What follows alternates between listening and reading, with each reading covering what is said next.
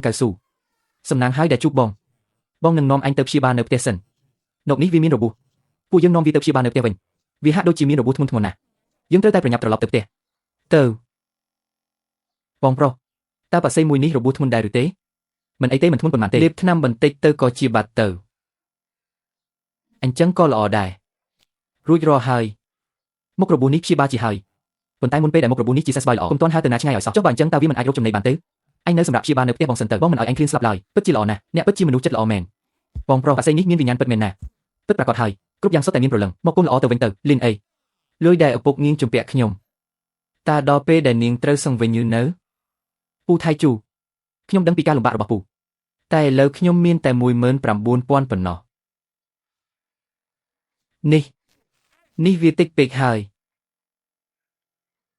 កាលពីម្សិលមិញពូយើងទើបតែរើបានថ្នាំដុំឈុំស៊ីឆៅខ្លះដែរសៀវជូនឲ្យពូក៏មិនចង់ធ្វើបែបនេះដែរកូនប្រុសពូចិត្តរៀបការហើយនៅខ្វះ30000ទៀតពូអស់ផ្លូវដើរហើយទើបបានជិះមកសួរនាំពូឯងសៀវជូនអញក៏មិនអាចបន្ទោសពូថៃជូបានដែរកូនប្រុសគាត់អាយុជាង30ឆ្នាំហើយពិបាករកប្រពន្ធបានម្នាក់កុំឲ្យតែត្រូវខកខានព្រោះរឿងនេះទៅបានហើយផ្ទះអញមិនមែនមានជ្រូកមួយក្បាលទេហីតែចិត្តដល់ពេលត្រូវសម្លាប់នោះ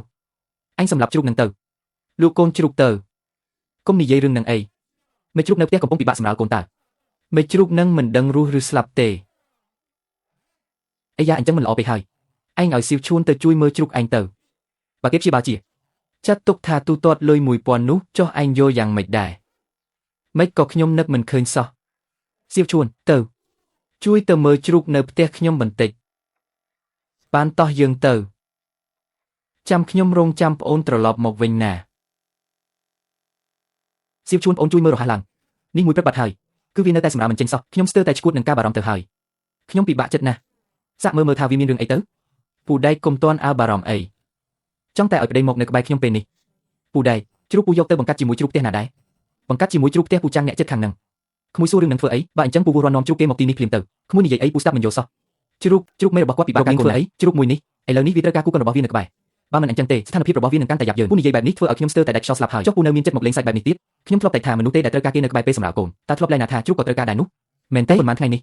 អាលីនបានជួយព្យាបាលសត្វចិញ្ចឹមក្នុងភូមិយើងបានច្រើនណាស់គាត់មិនដែលធ្វើឲ្យខកបំណងឡើយលោកលីសាកល្បងធ្វើតាមវិធីរបស់គាត់ទៅចុះមើលអញ្ចឹងខ្ញុំទៅផ្ទះលោកចាំដើម្បីខ្ចីជ្រូកមកមានស្នេហ៍អូនមកដល់ហើយកុំខ្លាចអីណាអូនមើលអស់ចាណាខ្ញុំមិនទាន់បានដេញវាផងវាស្ម័គ្រចិត្តរត់ចូលទៅដោយខ្លួនឯងខ្ញុំថាមិនខុសមែនទេអាចិននឹងមិនអន់ទេមែនទេពួកអ្នកមើលជ្រូកនេះចុះពេលនេះស្ថានភាពវាប្រសើរឡើងច្រើនហើយមែនហើយពិតមែនអំបញ្ញមិញវានៅស្ងៀមត្រឹងឥឡូវនេះវាអាចកម្រើកបានហើយស្ថានភាពមេជ្រូកពេលនេះល្អប្រសើរជាងមុនច្រើនហើយជាបន្តិចទៀតវានឹងកាត់ហើយពូដៃកែវវាទើបតែកាត់កូនជ្រូកបាន6ក្បាលកូនជ្រូកច្រើនណាស់ពេលនេះលុយ$1000របស់ខ្ញុំប្រកាសជាគ្រប់គ្រាន់ហើយលុយថ្លៃទឹកដោះនេះក៏អាចរកបានដែរអូចិនអើយអរគុណអញខ្លាំងណាស់វាជារឿងដែលខ្ញុំត្រូវធ្វើទេពូធីរ៉ាតែឥឡូវនេះមេជ្រូកនៅខ្សោយខ្លាំងណាស់ពូត្រូវរកអាហារបំពន់ឲ្យវាច្រើនជាងនេះអូរឿងនឹងពូដឹងហើយពូកុំបារម្ភអីលើកនេះឯងជួយពូបានច្រើនណាស់យប់នេះនៅញ៉ាំបាយជាមួយពូទៅមិនបាច់ទេពូធីរ៉ាប្អូនស្រីខ្ញុំកំពុងរងចាំនៅផ្ទះខ្ញុំសុំត្រឡប់ទៅវិញហើយអញមិនមែនជាជ្រូកផ្ទះពូធីរ៉ាទេអីហើយអ្វីក៏អញដើរតាមខ្ញុំមកពិតណាស់គឺដើម្បីអរគុណអ្នកតែបានជួយសង្គ្រោះប្រពន្ធនិងកូនរបស់ខ្ញុំអ្នកនៅទីនេះរងចាំខ្ញុំសិនកុំតន់អើទៅណា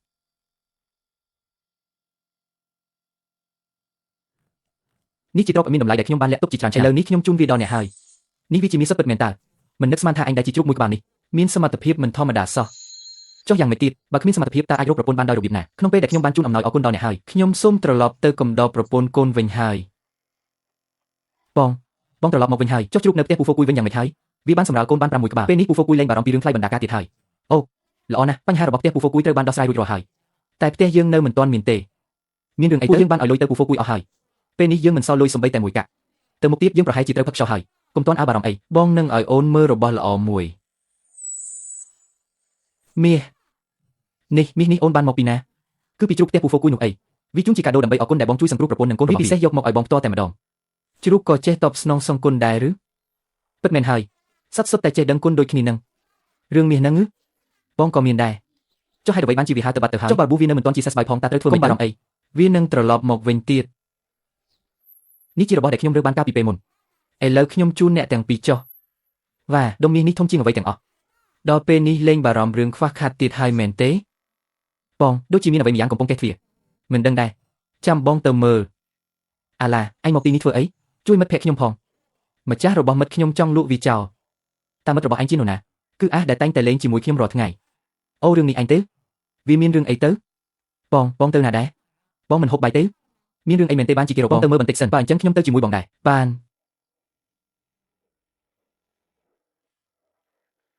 ពូវាងពូនឹងទៅណាដែរពូកំពុងតែទៅផ្សារយកឆ្កែនេះទៅលក់ហេតុអ្វីត្រូវយកវាទៅលក់បើខ្ញុំយល់មិនខុសទេឆ្កែនេះនៅផ្ទះពូបានប៉ុន្មានឆ្នាំហើយពីមុនវាជាឆ្កែដែលចេះដឹងហើយស្ដាប់បង្គាប់ណាស់មិនដឹងថាថ្ងៃនេះវាទៅជាយ៉ាងម៉េចទេស្រាប់តែវាទៅខាំទីដែលចិញ្ចឹមនៅផ្ទះងាប់អស់ប៉ុន្មានមិនយកវាចេញទេទីទាំងអស់នឹងត្រូវវាខាងងាប់អស់មិនខានសៀវឈឿនបងជួយសង្គ្រោះផងវានឹងខ្ញុំជាមិត្តល្អនឹងគ្នាមិនអាចលក់វាបានទេកុំបារម្ភអីខ្ញុំមិនឲ្យពូវងលក់ឡើយពូវងស្រាប់តែប្រែចរិតបែបនេះប្រកាសជាមានមូលហេតុហើយឲ្យខ្ញុំជួយមើលវាបន្តិចទៅមែនហើយពូវងកាលពីមុនវាស្ដាប់បង្គាប់ណាស់ស្រាប់តែប្រែជាបែបនេះប្រកាសជាមានអ្វីមិនស្រួលហើយពូសាកបងប្រុសខ្ញុំមើលទៅក្រែងលោមើលទៅវាជឿត្រង់ណាឯងនេះណាហេតុអ្វីបានជាអញខំទីរបស់យើងខ្ញុំជឿថ្មិញចេះតែចង់ធ្វើអ្វីម្យ៉ាងបើកមាត់អញមកចាំខ្ញុំមើលឲ្យអូបែរជាមានខ្សែជាប់ក្នុងចន្លោះថ្មិញសោះមិនអីទេចាំខ្ញុំដកវាចេញឲ្យឥឡូវឯងមានអារម្មណ៍យ៉ាងណាដែរលេងជឿហើយអរគុណអ្នកពូវងមូលហេតុដែលឆេបេខំរបស់របរគឺដោយសារវាជឿថ្មិញព្រោះមានខ្សែជាប់ទើបវាចេះតែខំផ្ដេសផ្ដាស់បែបនេះឥឡូវខ្ញុំបានដកខ្សែនោះចេញរួចហើយវាលេងខំទៀតហើយពូជួយនាំវាត្រឡប់ទៅផ្ទះវិញទៅឆ្កែឡាប់រ៉េដ៏ល្អបែបនេះបើលក់ចោលពិតជាស្ដាយណាស់ជាវឆិនអ្វីដែលឯងនិយាយជារឿងពិតមែនទេវាលេងខំទៀតមែនទេពិតប្រាកដណាស់ពូវងបើពូមិនជឿសម្ដីបងប្រុសខ្ញុំទេពូអញសាក់លបងនាំឆ្កែឡាប់រ៉ាដ័រទៅជិតហ្វុងទៀតទៅសាក់មើលទៅដឹងហើយបានតោះទៅ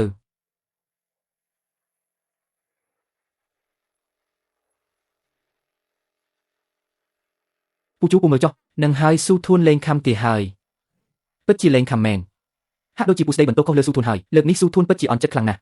ត្រឡប់ទៅវិញពូត្រូវតែរកអ្វីល្អឲ្យវាញ៉ាំដើម្បីសងវាត្រូវហើយទៅចុះស៊ូធួនពូនឹងស្ងោរសាច់ឲ្យឯងញ៉ាំ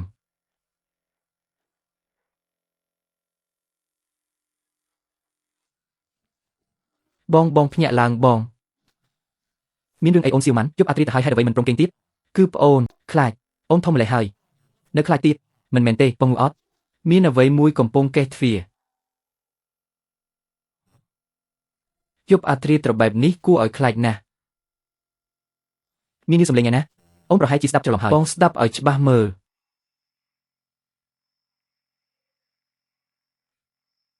ហាក់ដូចជាមានសំឡេងមែនទៅមើលបន្តិចទៅបងកុំទៅណាក្រែងលោមានរបស់មិនល្អធ្វើម៉េចទៅគ្មានរឿងអ្វីជំនឿអីដល់ថ្នាក់នឹងមិនអីទេទៅមើលបន្តិចទៅអញ្ចឹងបងចាំអូនផង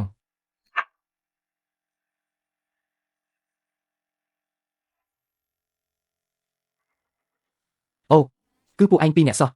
ពួកឯងមកធ្វើអីនៅមុខផ្ទះត្រកូលសិនពេលយកអាត្រីត្រកូលសិនខ្ញុំមានការអីពិតណាស់គឺមកដើម្បីអរគុណដែលអ្នកបានជួយសង្គ្រោះសុកធួនពួកយើងយករបស់ល្អមកជូនអ្នក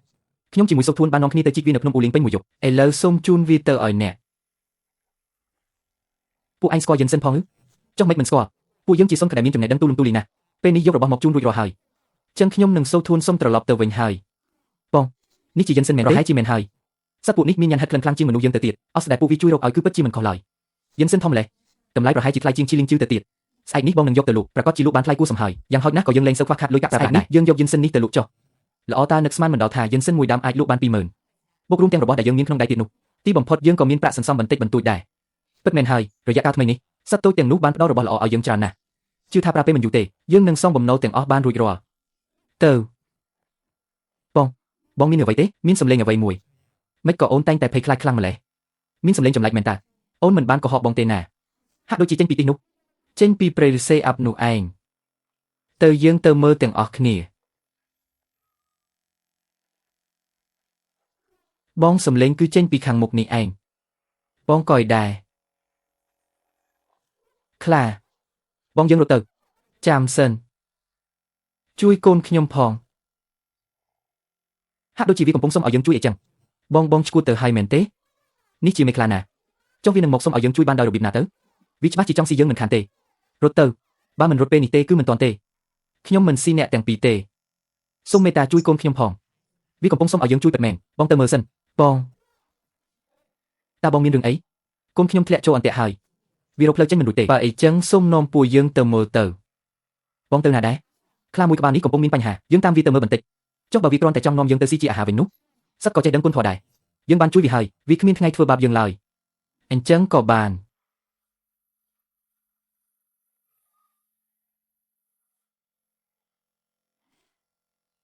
មានកូនខ្លាមួយមែនទែន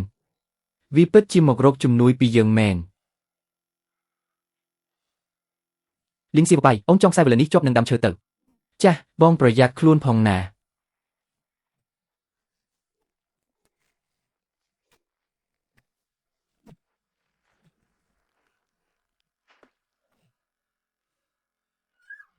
នេះកូនរបស់ឯងបានជួយសង្គ្រោះហើយលើកក្រោយកុំនាំវាមកកន្លែងគ្រោះថ្នាក់បែបនេះទៀត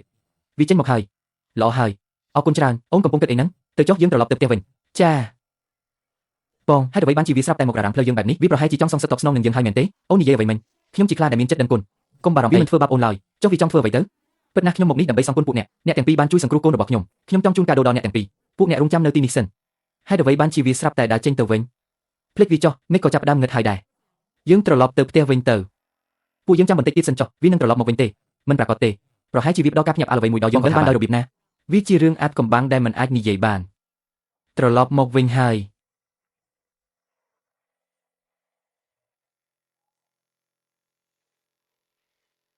ឮថាគុជខ្យងបញ្ចេញពន្លឺនេះមានតម្លៃណាស់ក្នុងពិភពមនុស្សរបស់អ្នកដើម្បីថ្លែងអំណរគុណដែលអ្នកបានជួយកូនរបស់ខ្ញុំសូមជូនវាដល់ពួកអ្នកចុះបងនេះវាជាគុជខ្យងបញ្ចេញពន្លឺតើអូនរៀនជំនាញបុរាណវិទ្យាអូនមិនអាចមើលច្រឡំទេនេះគឺគុជខ្យងបញ្ចេញពន្លឺពិតមែនតើអូនអាចដឹងទេថាគុជនេះមានតម្លៃប៉ុន្មានចំណុចនេះអូនមើលមិនដឹងទេប៉ុន្តែអូនអាចសួរគ្រូរបស់អូនបានគាត់ប្រកាសជាដឹងមិនខានបានតើត្រឡប់ទៅវិញអូនជួយសួរគ្រូអូនមើលប្រហែលជាគុជនេះអាចជួយយើងសងបំណុលអស់បានចាស់តោះទៅផ្ទះ